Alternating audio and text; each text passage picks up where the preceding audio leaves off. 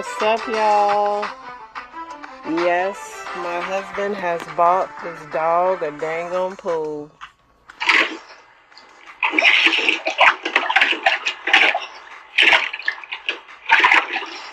There he is, like a proud father, filming a baby.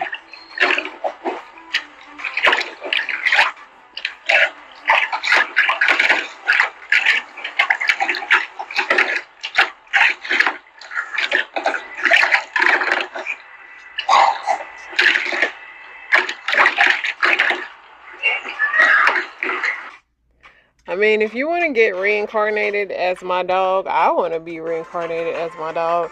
The girl got the best life around. I mean, the best life. The best life around. What did I do today, y'all? I didn't do too much. I actually got some really good rest today. I worked out. I did not watch my dog play in the pool, but I've seen her get in there a couple of times by herself. So, yeah, she kicking it. She living her best life. Other than that, nothing exciting. Ate Chipotle for dinner. I had some sofritas. I'm trying to lay off meat for a while until I can get this acid reflux situation under control. Other than that, that's it, y'all. I think I caught up with my shows. It's finally Wednesday, so those two came back on. Of course, they're single episodes, so I'll be off waiting again. So I'm still trying to find another show. I think I might have found something semi-interesting.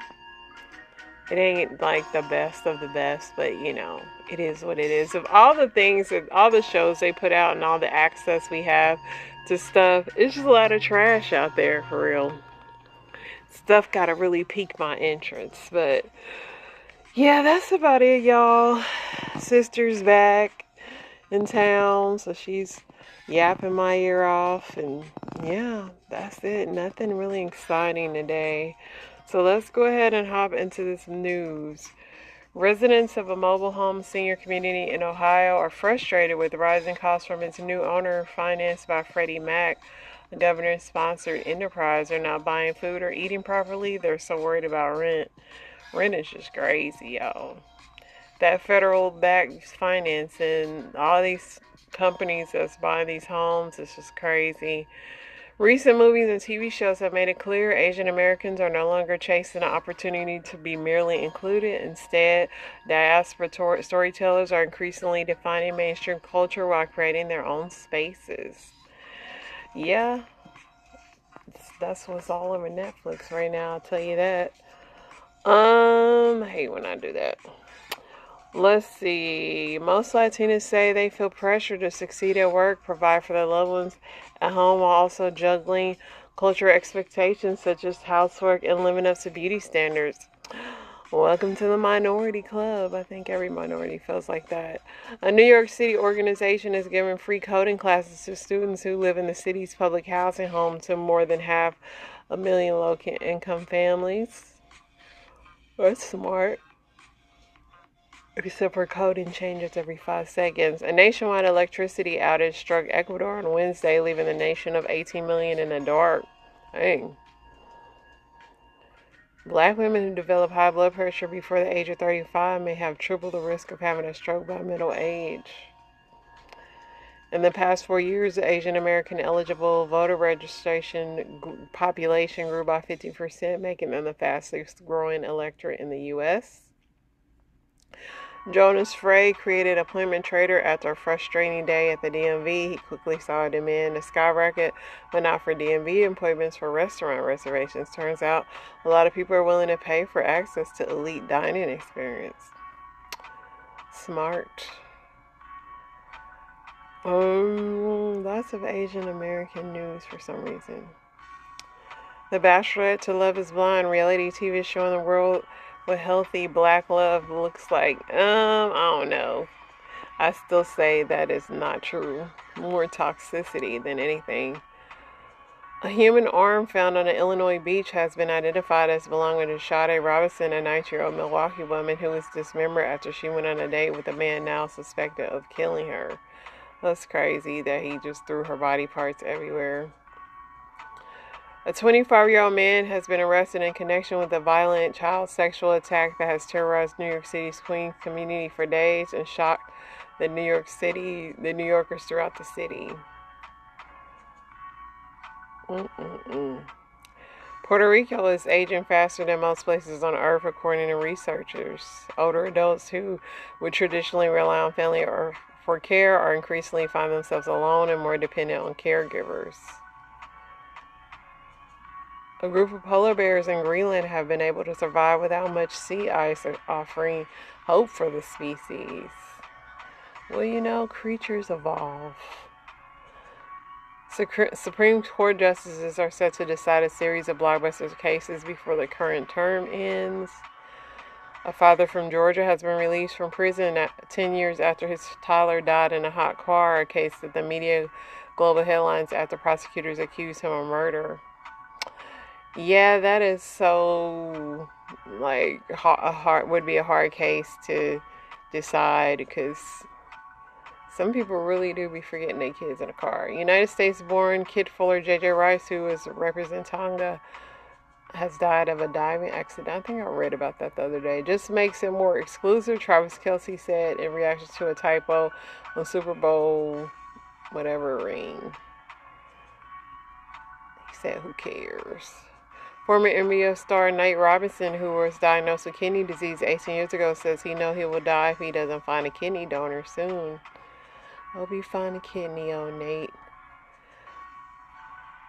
A family of 5 who owned and operated a dojo in Texas saved a woman and pinned down her attacker until law enforcement arrived. Hey, that's a good commercial right there. 2 Texas A&M fans were thrown out of a college World Series after apparently, why are they repeating so much news? A driver, gosh, I'm about to get up out of this. A man who may have been sexually assaulting a woman in Las Vegas was fatally stabbed after a group of citizens intervened to help the victim.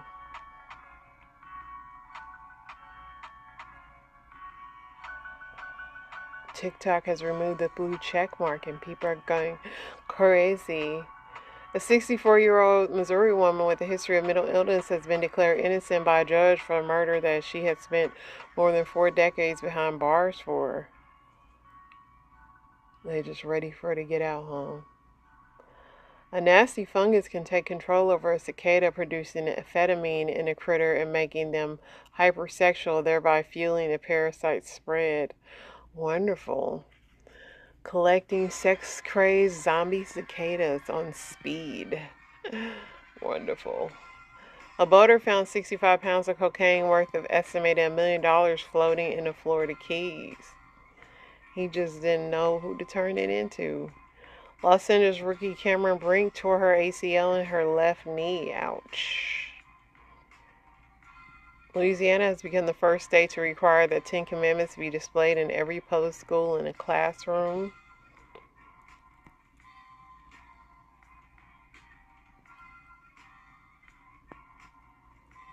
I think we might be caught up, y'all. Let me see what I liked on here. They were repeating a lot of news.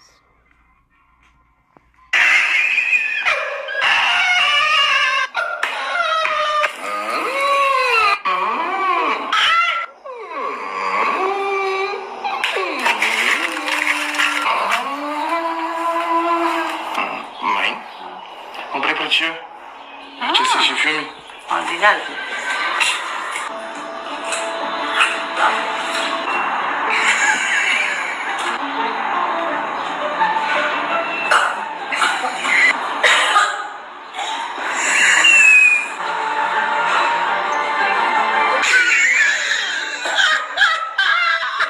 Tava gostosinho, tava? Qual que é o gosto do meu pezinho?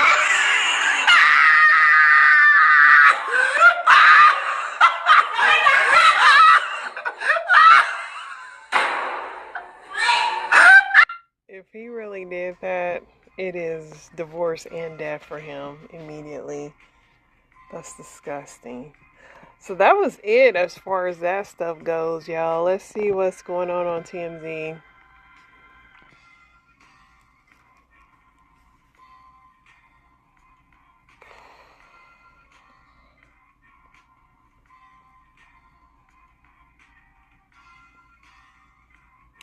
Kanye and his wife are still out at Fashion Week. Queen's music catalog has been. Jennifer Lopez surfaces in Italy solo amid Ben marriage drama. Elon Musk's homicidal maniacs tried to kill me. I feel like John Lennon. Ben Affleck enjoys a motorcycle ride with his son in LA while J-Lo vacays in Italy. Ben, like, I still got little kids at home. J-Lo, like, I got little kids at home too, but I gotta be out in these streets. Conor McGregor, first public appearance since his fight cancellation parties in Dublin.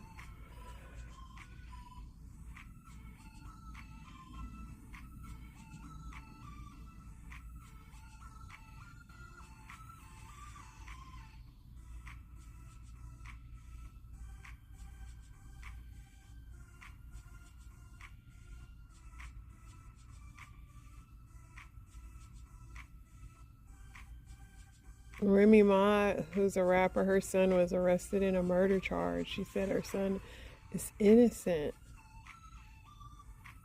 Swizz Beatz and Timberland are bringing Versus to the X app.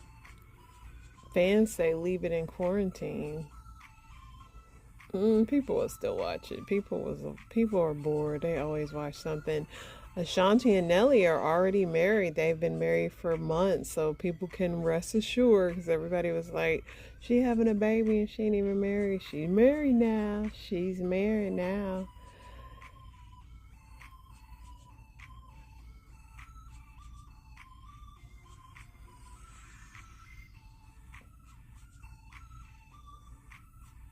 Travis Kelce is partying in Nashville with George Kittle. St. West is a hooper. That's what they say anyway. He could just be, you know, the Kardashian kid, so they just say he's really good. Alright, let's see what else is going on. News is kind of slow today, which is kind of good. That means ain't too many crazy things happening in the world amongst all the other crazy things that happen. If I can get to anything today, let's see.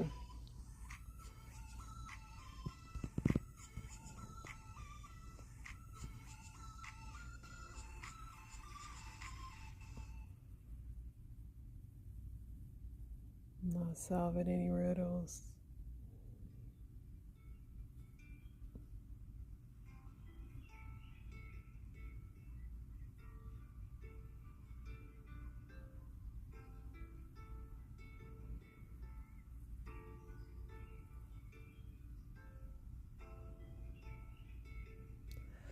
Okay, it really ain't nothing going on in the news like that, y'all. So let's hop over to these Reddits.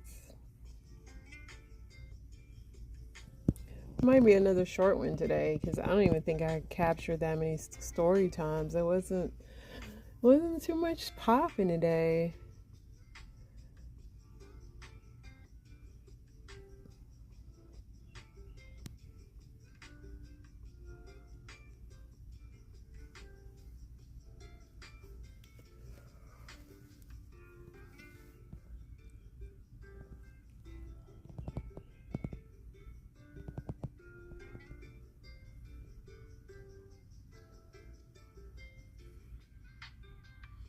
What is the dumbest thing you've ever spent money on? Probably jewelry, because jewelry, especially if you buy it from one of them chains, you know you're getting ripped off. I bought a lot of games on Steam that I never played and most likely will never play. If I see a game very cheap, I need to buy it. I bid on a guitar signed by Metallica through a radio station auction where the proceeds would go to charity. This was over the phone before cell phones were big and everyone still had home phones. And live on air, me and other dumb people got into a bidding war on this guitar signed by Metallica. I won by making a crazy ending bid of 8,000, 1,500 more than the last bid. The goal was to be the crazy one, and it worked. The other dude bowed out, and I won it. I went down to the radio station to pick it up. No party has no great job, no greeters, just me and my shame of paying way too much for a Chinese-made Fender with four signatures on it. They gave it to me in an open cardboard box with no Nothing saying it was the real deal. It's probably worth $300 now. Probably even worse. I played it a few times and wore down one of the SIGs. I mean, it's still there, but you could tell it's been rubbed off a little. The only saving grace was that I got to write it off on my taxes. My GoPro camera 10 years ago, turns out I don't live the exciting life I thought I did. I think most people that bought GoPros, although my husband does use ours when we go on vacation underwater, but I remember he was doing that. Cigarettes, an engagement ring, technology, it always goes out of style.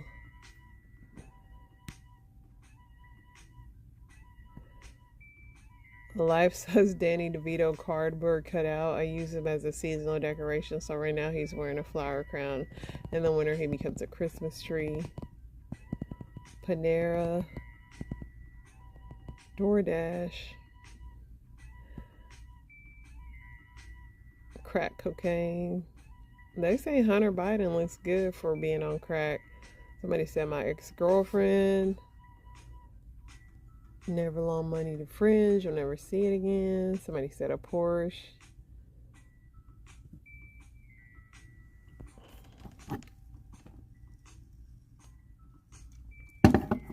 If your salary was double, what would you do with the extra income? Definitely save it, shoot, in this economy. Save it. Save it, retire sooner, hopefully. Gotta save it. And these days, they say we have Social Security or nothing. Start paying down hospital bills.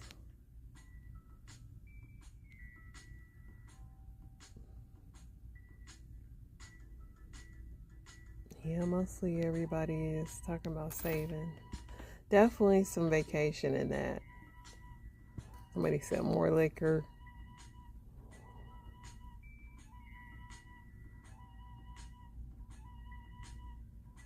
If you could know the absolute and total truth to one question, what would you ask? Gosh.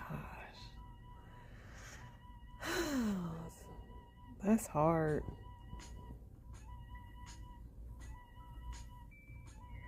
What are the next winning Powerball numbers? Now, there we go. There we go. Somebody said, what's the point of it all anyway? What happens after death? Are we alone in the universe? As a man, was my G-spot in my butt?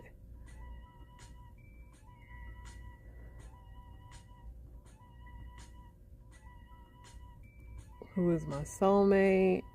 Will I ever be happy again? Who was I in a previous life? What's the cure for diseases? Very smart. Very smart and kind. But then if you have this answer as far as cures, who would you give it to? Because would people even believe you? Like, you'd have to get it to some really important doctor or scientist.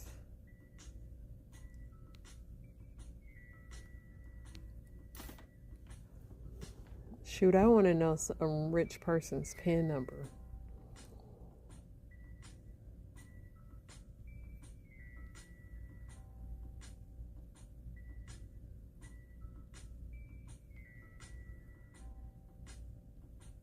All right.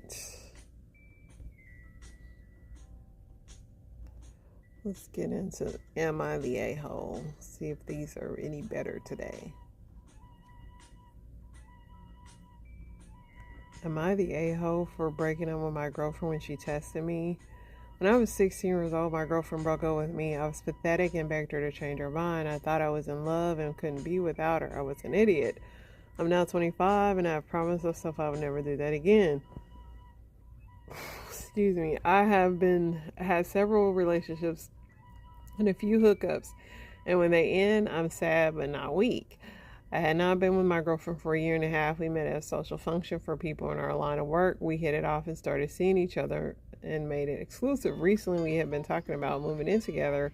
Our city's expensive, and we thought we could save money. Her apartment is bigger than mine, but I own mine, so we are working stuff out. Last weekend, out of nowhere, she says that we are moving too fast. Okay, no problem. We didn't make any plans. That can be done. Nope, she said that she wanted to take a break because she wasn't sure I was all in. I said, okay. Then she freaked out. Apparently, it was a test to see if I would fight for her. Yeah, I don't do that anymore, and I do not appreciate buying games, so I told her that I would box up anything of hers that might be in my place, and she would pick it up. She accused me of being a cold-hearted a-hole that was only using her for sex. I wasn't. I thought we had a future. I wasn't ready to propose or anything, but I thought she was the one. We had met each other's family, and she had spent last Christmas with us. My parents and sister love her. I loved her. My mom and dad called me to ask me what was going on, and I told them they think I'm being stubborn. My little sister says I'm a complete jerk for not forgiving. I just remember crying to myself over girl and refused to do it again. I think y'all both childish. That's what I think. Not the a-hole. Couples shouldn't text each other. A person puts their partner trust in their partner.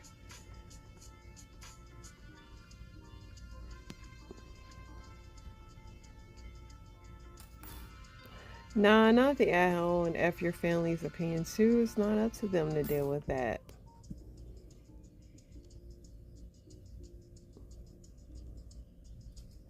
Am I the a-hole for approaching a woman at a bar while my wife was talking to another man? I'm 35 and my wife's 35 and I'm 36. I went to a bar last weekend for some drinks and dancing. We got inside. I told my wife I needed to use the bathroom and gave her some cash to go buy us some drinks. After I used the restroom, I found her at the bar with our drinks in her hand and she was chatting with another man. I have no issues with this. I approached my wife, grabbed my drink, and tried to join in on a conversation. I felt so awkward standing there as this guy had no idea who I was, and my wife didn't introduce me. So I stick out my hand to introduce myself to her husband, and the guy just blankly stares at me and gives me a limp wrist handshake. My wife and the guy continue their conversation, discussing their favorite bars in the neighborhood. I felt like a third wheel there, and it felt like my voice was being ignored. I decided to leave those two to talk, and I approached two women also sitting at the bar and make friendly conversation. The one was wearing a band t-shirt, one of my favorite bands, so we're talking about that. My wife saw this and began giving me a death stare. She then left the guy at the bar and pulled me away from those two, and it was quite awkward. My wife and I discussed what happened. I explained that I felt weird that she did that to me. That blah blah blah. We have discussed this at length, and she claims there are two different situations. I approached those women where she was already seated, and the guy approached her. I'm over this situation, ready to move on, but my wife cannot let it go. Your wife is a twat. I've been sitting in a bar with my boyfriend, was in a restaurant and approached by a man who decided to strike up a conversation. My boyfriend got back and stood up. I slid my arm around his waist and looked and smiled again and gave him a kiss to the other guy and then introduced him because I had no idea what the guy's name was, but there was no doubt in his mind that who I was there with. Somebody said, your relationship's over. Somebody said, not the a-hole. She didn't introduce you as her husband. The guy would have moved on if she wasn't excluding you. Yeah, your wife was like, she probably was like, my husband's a total loser. Watch when he comes up. He's going to totally be in our way.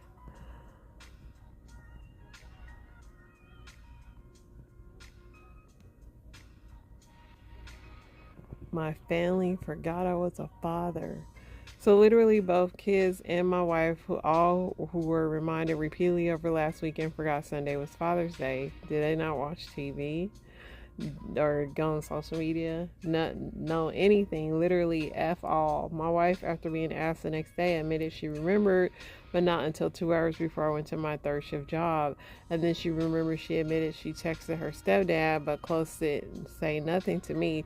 Kids still haven't said anything. I'm mad, livid, and I'm not speaking to any of them. For the reference, my kids are 18 and 21.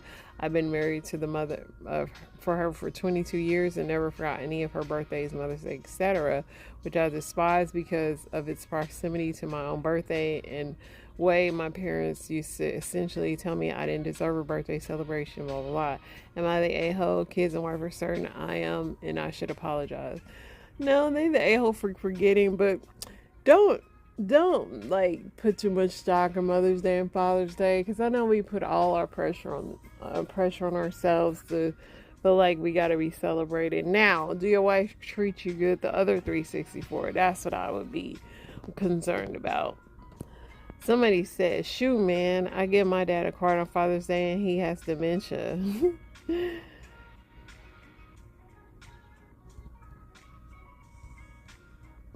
Somebody said, I got a bag of Swiss chocolate hearts from my wife. If you come over, I'll share them with you. Somebody said, I also chose this man's wife. Somebody said, they want you to apologize for what? Yeah, your family played you. You have every right to be mad. All right, let's get into these story times.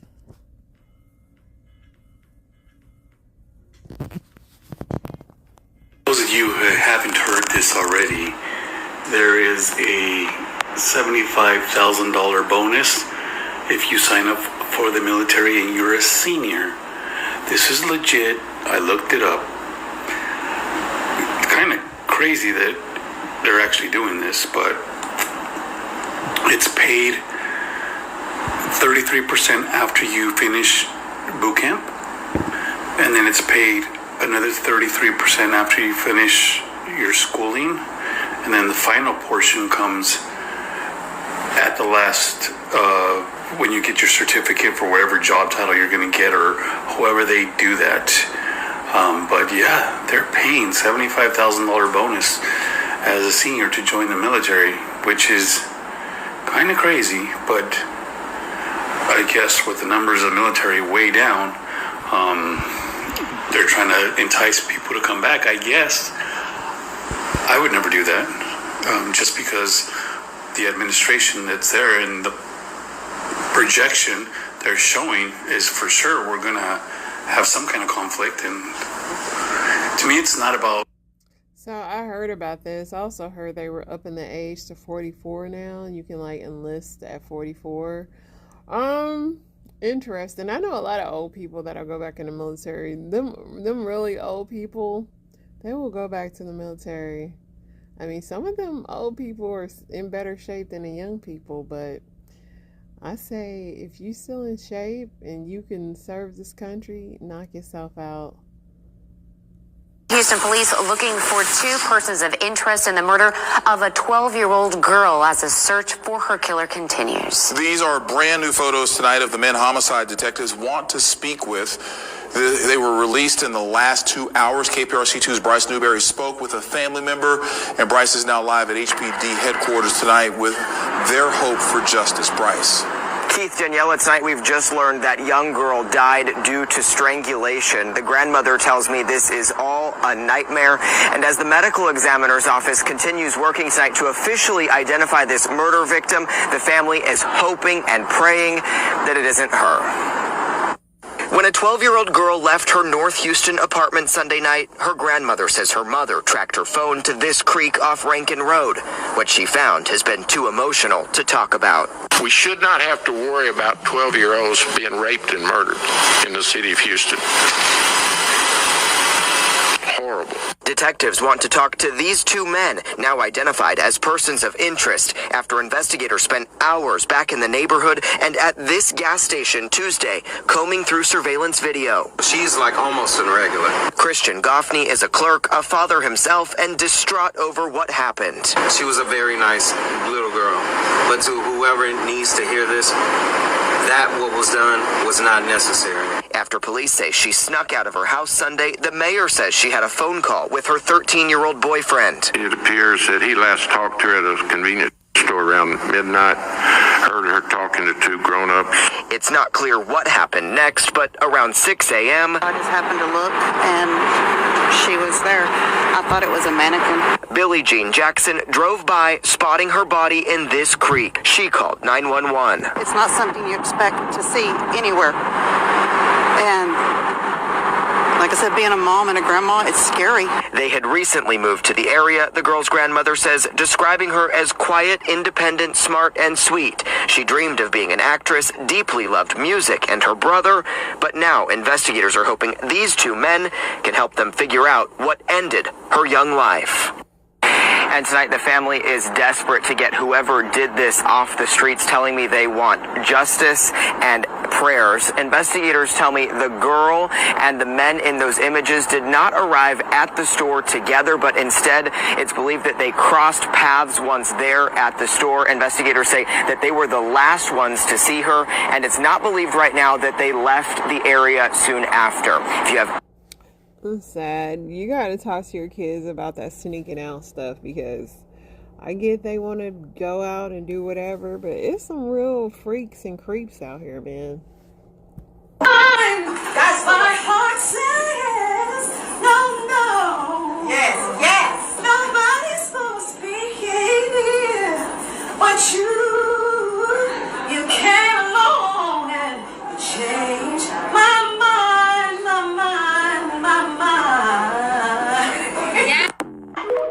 Like, Deborah Cox, Felicia Rashad, both look so good. Oh my goodness. Oh my goodness. She fell on her knees and begged me for forgiveness. And whatever happened to the young lady who was your father's mistress that would have unconsensual raping sessions with you? Yes. Like, was she ever charged as well? Good. She was charged and she pleaded out. She didn't go to trial. In exchange for her testimony to get my father the highest, the severest conviction, or to charge him the most, the prosecutor decided to basically give her a plea bargain of 5 years. So she served her 5 years. She's out now. I ran into her one day in college. Oh. Yes. The bitch went to school. She did. She had gotten a part of a program, a halfway program. I guess there's like in New Jersey, in Essex County, they do have programs for people coming out of prison where they kind of segue through an education program. I was there after class one day. I go into the bathroom and I see this lady. And I said, wait a minute. I said, Akua? She fell on her knees and begged me for forgiveness. And I forgave her. That just brought chills all over my body. Yeah, I forgave her. She was in tears. She apologized. She was talking all kinds of gibberish. I don't even fully remember, because she was just ranting. And she was like, I'm so sorry. So she was on her knees. Did she try to blame it on him, or? No, I mean, not at this time. I did hear from the prosecutor that before her testimony, she tried to say I was older. I wasn't 10, that I was 13. But my father tried to claim that I wasn't his biological daughter and I was older. And like, he tried that my children was not his biological children. But then the blood test would run that. And it did, right. Yeah. And so the prosecutor had to do blood tests of everybody to prove that he was my father and their father. Oh, she is now a registered sex offender. Like, you could look her up. Right. She's a registered sex offender. And I let her know. I said, look, I ran into her at my school, but I don't, and I think it was close to me graduating, because I graduated with an associate's degree at Essex County College before I went on to then university. I said to the prosecutor, I says, listen, I know she cannot be within a certain distance between, me and, because there was also a protective order. Right. Yeah. And the terms of her being released, she could not be within a certain amount of feet of me or my sisters. I let the prosecutor know that she's trying to get her life back in order. I know she was manipulated by my father a lot. No excuse, but I do know that is an element in what she did. And being that I'm about to graduate, I don't want to ruin her chances of trying to reestablish herself. And the prosecutor says to me, are you sure? Are you sure? Because I could have her removed like that, blah, blah, blah. And I was like, no, it's fine. I don't feel threatened. I feel it's fine. But then I never saw her again. So I guess the prosecutor, says, well. Put in another school. Exactly. Yeah, I probably would have ignored you too. Yeah, that bitch gotta go. Because you shouldn't have to go every day and be reminded of that shit. I mean, that's true, but I was about to graduate. I was going to be there for like 2 more months. So I was like, well, by that time. I don't even think she would have apologized to me. I would have been in jail at that point. Like, yeah. I forgive you, but now I'm about to whoop your ass. It would have went so many different ways. She looks so small to me, Tasha. She just looks so small. And it's something, when you recognize your mental evolution from being a victim to a survivor, I mean, I felt like she would look like nothing to me at that point. I mean, I had made strides and leaps and bounds in my own healing. So then to see this lady who I was afraid of and I dreaded seeing on the weekends and who I grew up afraid of, because she would take her before she started molesting me with my father, she used to babysit me and my siblings, and she would do little things, and she'd make us clean, and if there was a fingerprint left on a mirror, then she'd take mine and my brother's skin and like twist it. So she had she was an evil bitch. Yeah, she had her little. Your dad proposed to you in front of your siblings and your mom. Yes. At 15 years old. Yeah, well, I was 16 by then, but yes. Your biological father. My biological father. You put up a reel, and when I tell you it got real in the comment section. For my 16th birthday, my father proposed to me. Yes, you heard that right. My biological father got on one knee with a ring and asked me to marry him.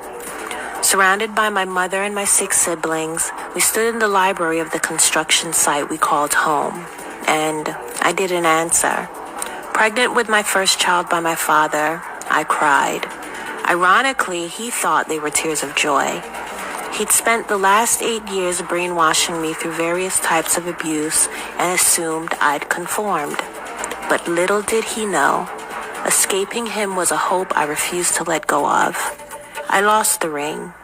8 years later, I found freedom, and he's sitting in jail. Your dad proposed to you in front of your siblings and your mom? Yes. At 15 years old? Yeah, well, I was 16 by then, but yes. Your biological father? My biological father. I did write a short poem called Free in a Box. It explores the fact that I was raised isolated in the middle of a very metropolitan state, which is New Jersey. I mean, we have rural areas, but, for the most part, it's pretty metropolitan, especially when you're close to New York. People didn't know what was going on behind closed doors. They didn't know what was going on in our home. I was homeschooled and not allowed to have friends. I was in Paterson, New Jersey, in the midst of a very populated area, to the point that sometimes when my siblings and I were outside behind the gate, I wasn't allowed by a certain age to go outside of the fence of our home. Police officers would drive by and stop and say, "Aren't you supposed to be in school?" They didn't explore past that. My father, he eventually became a music video director. Oh. But he started off as a cabinet maker, an interior designer. He was very much into, African culture and the role Black people played in American history. So I was raised knowing about enslaved Africans, stolen Africans, what as a community, how we are oppressed in the community, how police treat us in our communities. And so, of course, having that fear instilled in me, once a police officer drove past, I became afraid of them. I was afraid of them in general, right? Yeah. Because I knew how they treated, based on what my father taught us and images in books that he would show us and read to me. I knew how they looked at Black people. I'll just go ahead and just say it. So my father was molesting me at that age. So I'm 8. He started molesting me when I was 8 years old, and he started raping me when I was 10. Jesus. Kept us out of school, so I had never been to school or anything.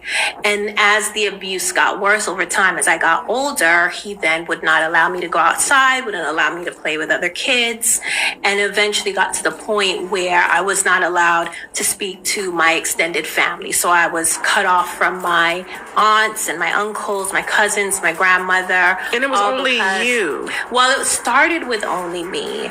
And over the course of the beginning part of my childhood, so from like 8 to 14, it was only me he was abusing, because he told me that if I complied, if I kept the secret, if I stopped fighting, then he would not molest my sisters. Oh, wow. Yeah, so that's how he maintained control. So a lot of people ask me, well, why didn't you run away? Why didn't you fight? Why didn't you? I did all of that.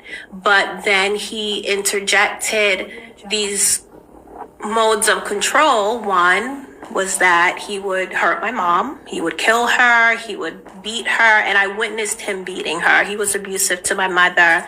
And that he would then molest my sisters. Your dad. That's just crazy. This lady sounds so smart, and the fact that she never attended school, it's crazy. Night, my mother, she actually went to bed early. So what I started doing was I snuck out the house. And I want to say it was probably about 11 o'clock at night. And I heard somebody say, psst, psst, psst, come here, come here. So I walked towards the spitting sound, and this guy began to ask me questions. He was like, so like, what's your name? How old are you? I told him my name. I told him that I was 14. He was like, you're not 14. I said, I am 14. And then he asked me if I was a twerker. And at the time I thought a twerker was a prostitute. So I'm like, I'm not a twerker. He was like, yes, you are. So then he came up, he began to walk closer to me, and then he put his hand in between my legs, and because I was used to that, so I'm just like, okay. So when he did that, he was like, oh yeah, you a twerker. So get in the car and holler at my homeboy. So I'm like, okay. And age 14, I had never been penetrated. So when I got into the car with his homeboy, with his friend, I remember I opened the passenger door. So I got in the car. I wasn't even nervous. He began to touch me and caress like my breast and things like that. So I took my underwear off and we had sex. So essentially that was actually my very first time having sex with a man and being penetrated. So in the car with this man, I want to say he probably was like maybe 18 or 19. After I had sex with him, then the guy who first asked me to get into the car to talk to him, he got into the car, and then he was like, hey, let's get in the back seat, and then end up having sex with him. So then when I felt that I was done, I began to like put my clothes back on and proceed to get out of the back seat of the car. There was another guy that came, and he began to push me back into the car, and he said, oh, it's my turn. I'm like, okay. So had sex with him, and then once he was done, he got out the car. Then another guy got in. Once the fourth guy was done, then I got out of the car. The last two men that I had sex with, they asked me could I come back with them back to one of their homes or their houses, and I did that. Had sex with them in some backyard, and I believe at that time I had developed an addiction to that, an addiction to sex at that time, because it was like an adrenaline rush. I didn't have a cell phone. I didn't have any of that. I was just out, just being silly. While I was walking home, there was another guy. He came, he was riding on a bicycle, and all these were grown men, and all of them again asked me the same question, what's your name? Where are you from? How old are you? And I'm like, I'm 14. And then they all say, no, you're not. No, you're not. I'm like, yeah, I'm 14. So the grown man on the bicycle, when he see me walking home, he told me, he was like, you shouldn't be out this time of night. And I'm like, okay. So he said, I'm gonna walk you home. I said, okay, cool. He said, yeah, I just want to make sure you get home safe. So as we were walking, I had him, and I like turned down the alley, because like in my mind I'm thinking, well, I'm not gonna let him know exactly where I stay, but it's late. So as we began to walk down the alley, he got off his bicycle, and then he grabbed my hand, and then he lured me to someone else's backyard, and then had me get in a certain position, and then had sex with me. So that was the fifth guy, that first time for me having sex. Once I made it back inside the house, and I snuck back in through the back door, and then got me a shower, It was probably about 5 o'clock in the morning. So I was out from 11 p.m. until about 5. I think they passed a law for school to start later for high schoolers, but at that time, you had to be to school by like 6:50 or so. So I just automatically jumped into the shower, washed up. I remember that first night, like just washing up and seeing a lot of blood on my washcloth and not really understanding it. But I said, hey, if this is what it takes for me to have a boyfriend, I'm all for it. And when I did that, I would go to the same area. And each night, the crowd became larger. So they would have me get into the car and then into the back seat, and then guys would take their turns. So some nights it'd be 2 guys, and then some nights it'd be 20. And while I would be in the back seat with one of the guys, there'd be other men just banging on the window saying, hey, it's my turn, it's my turn. In the midst of this, while I'm out there wilding out, doing some crazy things, having sex with all these random men, I was in an abstinence program. My mother had us join the church when I think I was like 8, and I was very active. I was active in youth group and ushering. It was like I was literally living a double life.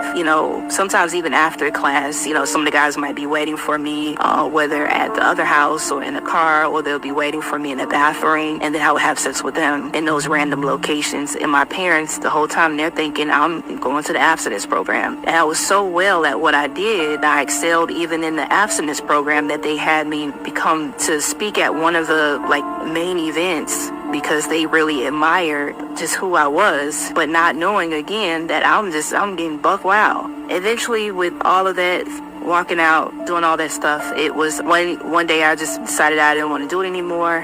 I really tried, and when that happened, I remember I want to say 2 weeks later, some guys, for some reason, I don't know how they figured out where I live, they began to knock on the window, and then it began again. The cycle began again. Parents found out about it from a relative who eventually had asked me to have sex with him. Age 15 is when I surrendered my life to the Lord. My mother, she...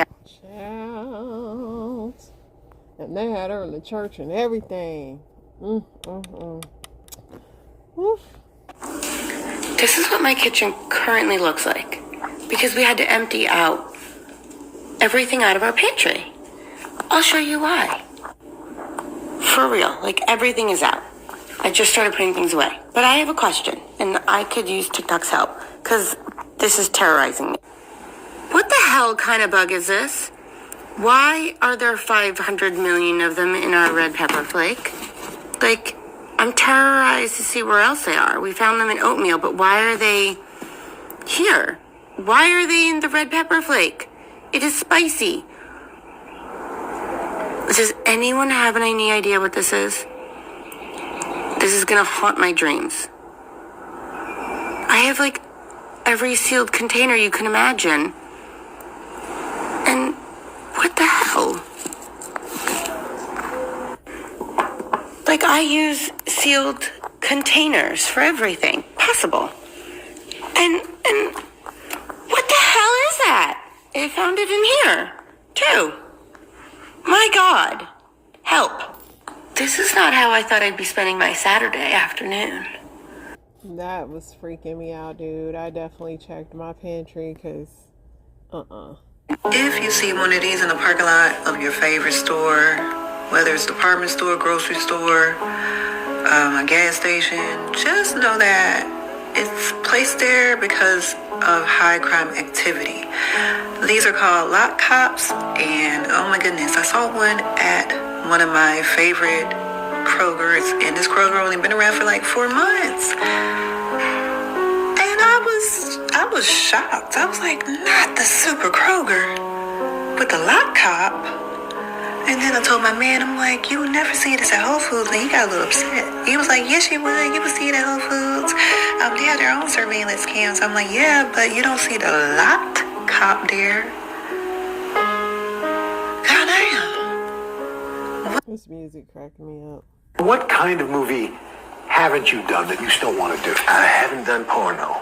I have not done porno. And I think that would shake people up right now if I made that twist.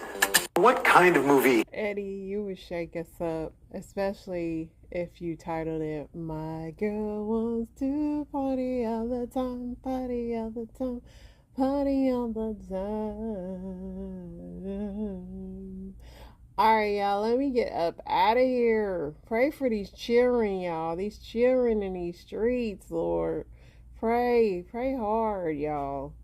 I'll talk to y'all tomorrow. Bye.